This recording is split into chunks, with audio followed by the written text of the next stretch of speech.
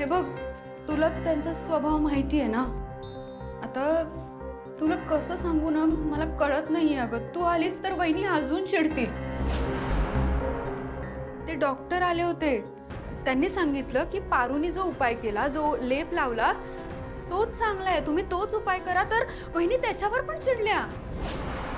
त्या म्हणाल्या की तुमच्यापेक्षा चांगला डॉक्टर मी इथे आणून उभा करेन, पण त्या पारूचं काहीच सांगायचं नाही, तो लेप बीप आम्हाला नको आहे काही. पण या सगळ्यात आहे ना पारू, आदित्यला 2 दिवस हा लेप मिळाला ना, कुठलाच उपाय. त्याची अवस्था अजूनच बिघडत चालली आहे, वाईट होत चालली.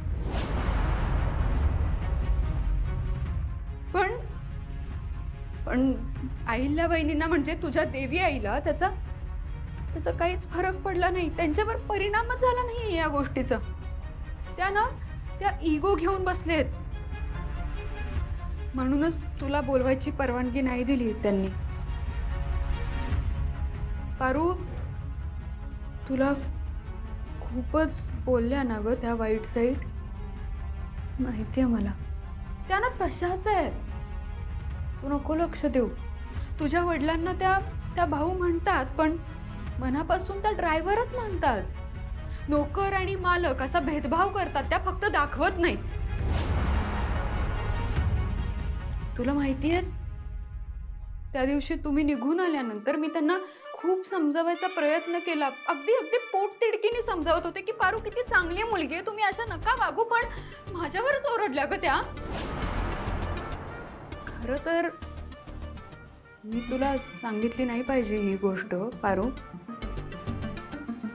पण तुला समजावी म्हणून सांगते. हा, त्या मला म्हणाल्या, दामिनी, पायातली चप्पल डोक्यावर चढवून ठेवायची नसते. तिची जागा तिकडे दाराजवळच असते. मला इतकं वाईट वाटलं हे ऐकून. मला समजतंय तुला काय वाटत असेल, पण प्लीज तू नको वाईट वाटून घेऊ. मी आहे. तू पटकन तो लेप की काय बनवून दे. मी गुपचूप जाते आणि आदित्यच्या पायाला लावते. हा, त्याला गरज आहे ग. मी बनवते, प्लीज.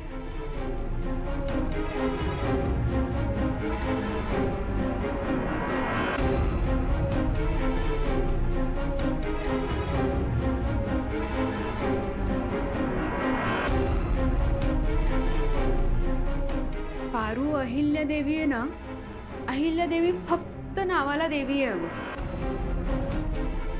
मीच चांगलं ओळखलंय त्यांना. सगळे जे नोकर आहेत ना घरातले, त्या सगळ्या नोकरांना त्या पाळलेलं कुत्र समजतात ग. त्यांच्या लेखी किंमतच नाहीये त्यांना.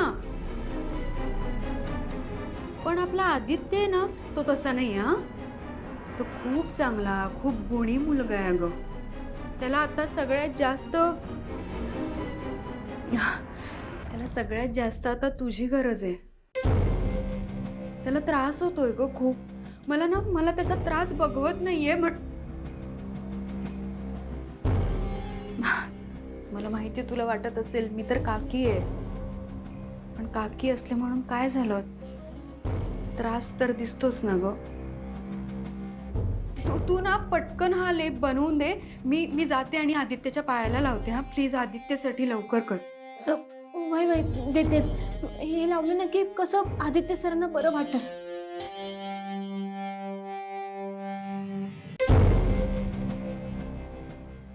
काय आहे ना दामिनी हुशार, आहे ना दामिनीला डोकं. कधी कधी चालतं, पण योग्य वेळी चालतं हे महत्वाचं. बरं झालं ना तिला जाऊन अडवलं, नाहीतर आली असती धावत धावत बंगल्यात. बावळट.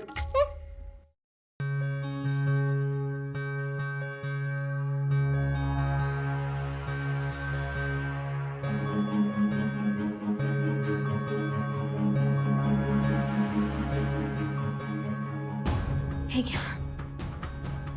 पारू, किर्लोस्कर भलेही तुझे हे उपकार विसरतील, पण ही दामिनी किर्लोस्कर कधीच नाही विसरणार. तुझ्या या उपकारांची परतफेड मी लवकरच करेन. हं?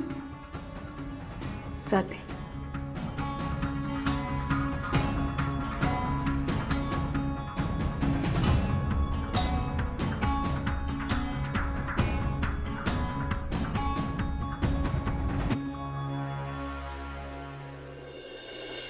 द्या, मीच घेऊन जाते. वहिनी,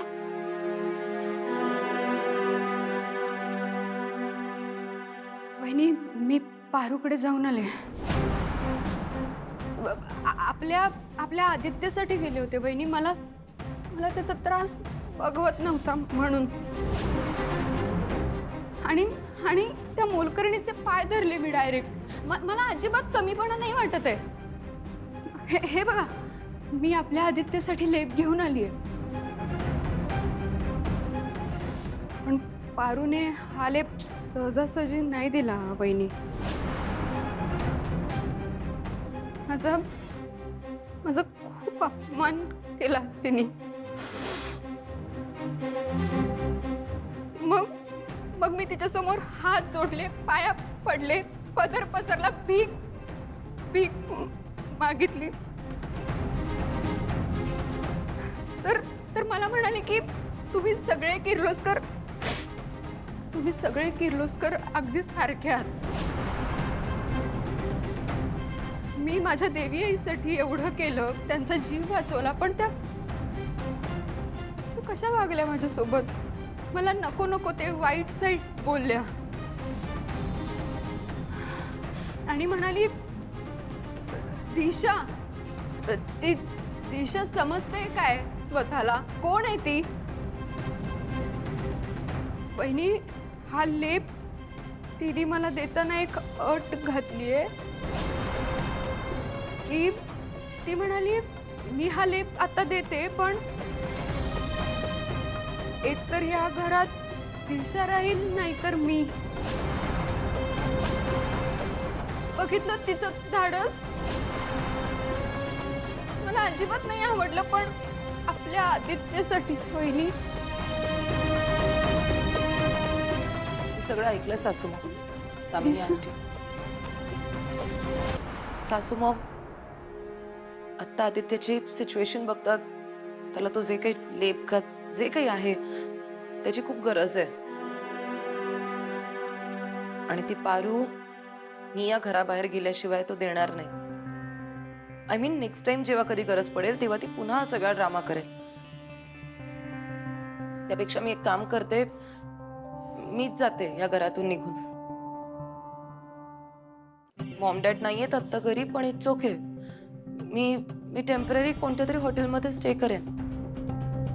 बिकॉज आता ना माझं या घरात राहण्यापेक्षा आदित्यचं बरं होणं इज व्हेरी इम्पॉर्टंट. दिशा, तुला कुठेही जायची काहीही गरज नाहीये. पारूला काय हवं ते करू दे. वहिनी, मी खूप रिक्वेस्ट केली, मग तिने हा एवढा लेप दिलाय. मला म्हणाली पुढच्या वेळी नाही देणार मी लेप. दामिनी, एकतर तू तिथे जायलाच नको होतस, आणि आदित्यासाठी ही अहिल्यादेवी खंबीर आहे. आणि अगदीच गरज पडली तर आपण चांगल्यातला चांगला डॉक्टर बोलवू इथे. त्या लेपाची काही गरज नाही आपल्याला. फेकून दे तो कचऱ्यात.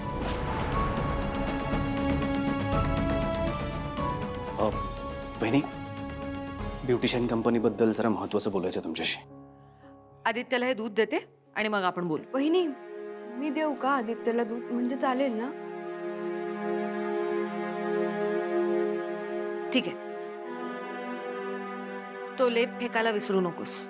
हो वहिनी. चल.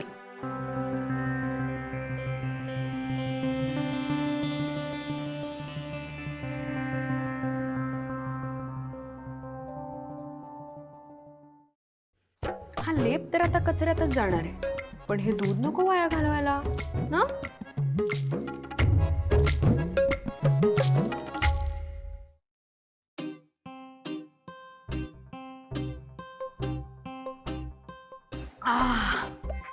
ए, इकडे हे घेऊन जा.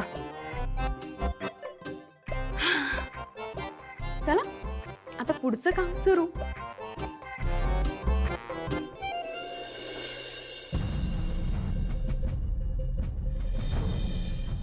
दामिनी मॅडम काय झालं, लावलात का लेप? पारू, मला प्लीज माफ कर ग. मला हे आता करताना हृदयावर दगड ठेवून करते ग मी सगळं. काय करताना? हे झाकण उघड. हं? डस्टबिनचं झाकण उघड.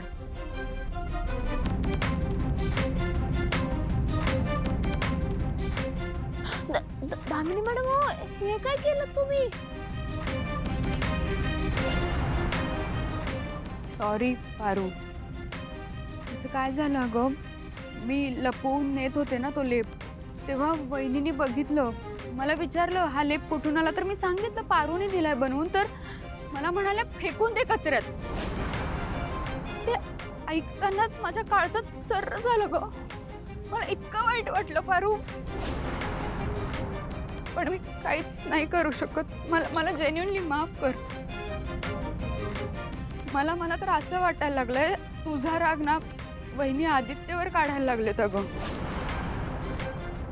मी एक काम करते, तू नको काळजी करू. मी आदित्यला ना ज्यूस किंवा पेज असं काहीतरी देते हा बनवून. नाही नको, त्यांना गार काय बी प्यायला देऊ नका, त्रास होईल त्यांना. खरं तर त्यांना काढा द्यायला पाहिजे होता, यो लेप लावायला पाहिजे होता. दामिनी मॅडम मी एकदा बोलू का देवी आईशी? नको अगो, आता काहीच करू नको पारू. वहिनी खूप चिडलेत. त्यांनी तर मला असं सांगितलं की पारू जर या बंगल्यात परवानगी शिवाय आली तर तिला माझी शपथ आहे, तिला माझं मेलेलं तोंड बघावं लागेल. खूप चिडलेत वहिनी. म्हणून मी सांगते, मला ते असंही म्हणाले की मला त्या पारूचं तोंडही बघायचं नाहीये. पारू प्लीज आता काही करू नको. हे बघ, तू आलीस आणि वहिनीनं काही झालं तर? नाही मी नाही येणार.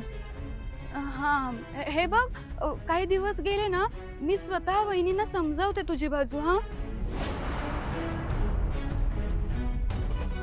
सॉरी पुन्हा एकदा.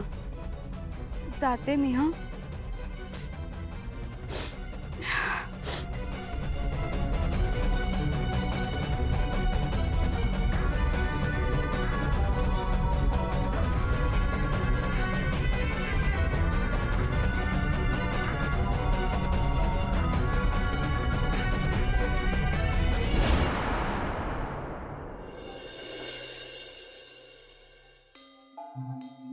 ए का बोलवलं? वाव यार, ग्रेट जॉब टॅमी. तू दिसतेस तितकी पण डम नाहीयेस. काय कमाल बॅटिंग केलीस तू बाहेर. त्या स्टुपिड पारूला घराच्या आत पण नाही येऊन दिलंस, आणि वरून सासू मॉमच्या मनात तिच्याबद्दल खूप सारं विष पण पेरलंस. व्हेरी वेल डन. तर आता अजून एक काम कर, हा ज्यूस घे आणि आदित्यला नेऊन दे, आणि मेक शुअर तर लगेच पिऊन टाकेल. ओके? ज्यूस लगेच का? काय आहे त्यात? या ज्यूसमध्ये एक स्पेशल मेडिसिन आहे, ज्यामुळे आदित्यला खूप फीवर येईल. तो मेजर आजारी पडेल, म्हणजे इतका आजारी पडेल की आपल्याला दिसताना दिसेल as if he is dying. मरणार आहे तो. पण मरणार नाही ना तो? नाही ग, मरणार वगैरे नाही आहे. हां, पण एकदम डेंजर आजारी पडेल, आणि मग येईल तो मोमेंट त्याची मी खूप वाट बघते. त्या स्टुपिड पारूची जागा घ्यायची अपॉर्च्युनिटी मला मिळेल.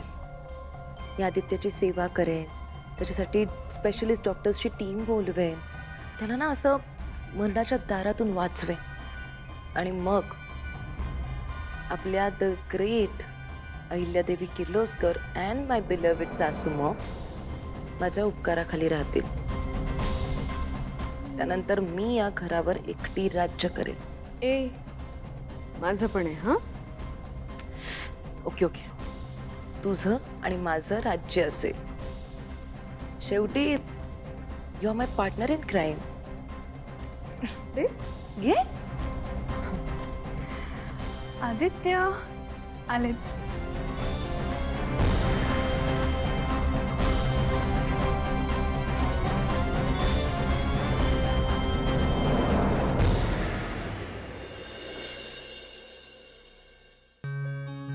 आदित्य, बरं वाटतंय काय?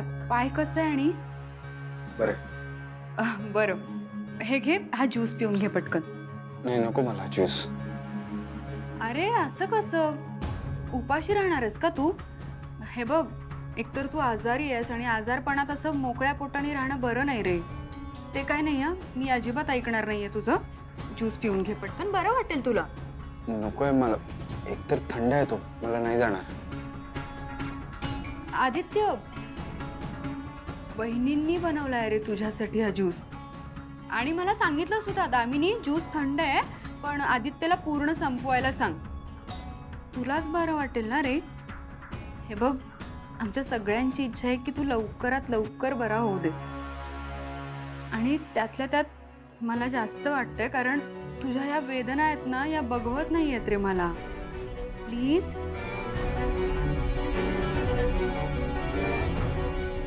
Good boy.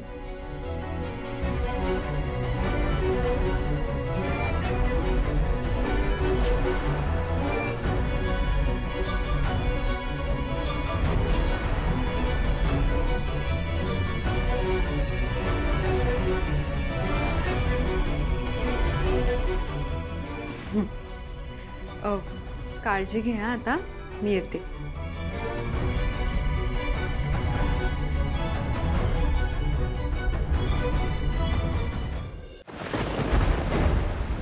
आदित्य, आदित्य ए आदित्य आदित्य हो? श्रीकांत, अरे ह्याला प्रचंड ताप आहे. काय?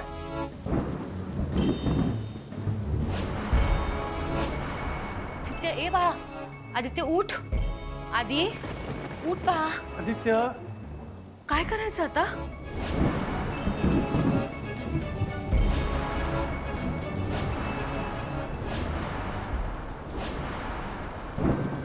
अहो आरेला काय झाले काय माहिती, लय पैशातले हरकत करायला लागलाय आणि विजा पण चमकते.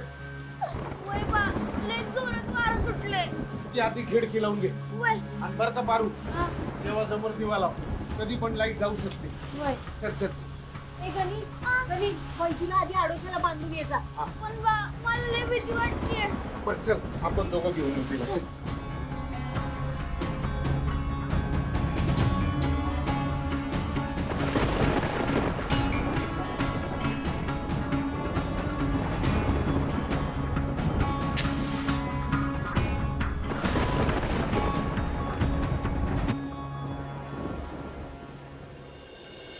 श्रीकांत, हे काय होतंय आदित्यला?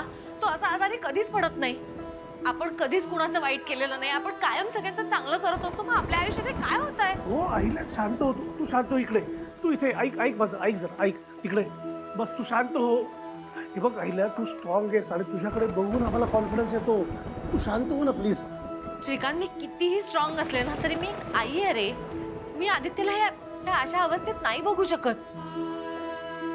तू एक काम कर, तू आत्ताच्या आत्ता आपल्या डॉक्टरना फोन कर. त्यांना म्हणा अर्जंटली या, आत्ताच्या आत्ता इथे या. हो हो करतो लगेच करतो.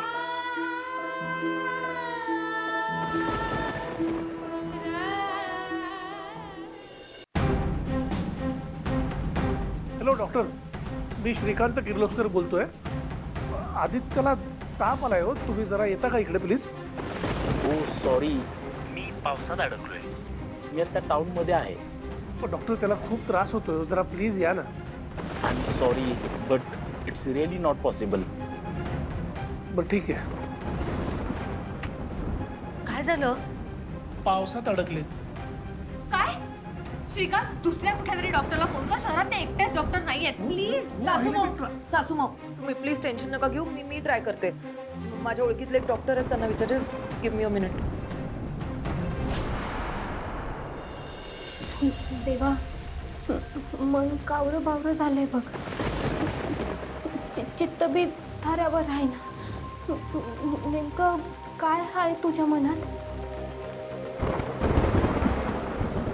वाऱ्याचा योग, आवाज बी नेहमीसारखं वाटन. ढग बी काळं कुट्ट झालं.